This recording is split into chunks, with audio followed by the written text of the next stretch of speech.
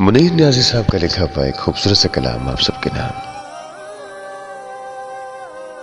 ہم زباں میرے تھے، ان کے دل مگر اچھے نہ تھے، منزلیں اچھی تھیں، میرے ہم سفر اچھے نہ تھے، جو خبر پہنچی یہاں تک اصل صورت میں نہ تھی خبر اچھی مگر اہل خبر اچھے نہ تھے۔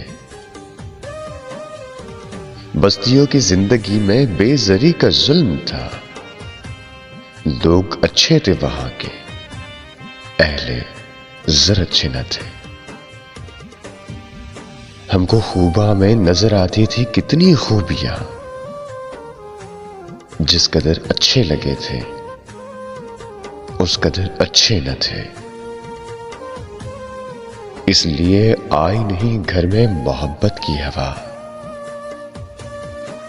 اس محبت کی ہوا کے منتظر اچھے نہ تھے۔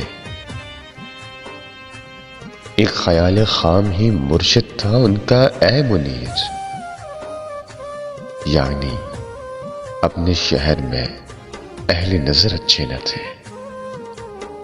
ہم زباں میرے تھے، ان کے دل مگر اچھے نہ تھے، منزلیں اچھی تھیں، میرے ہم سفر اچھے نہ تھے۔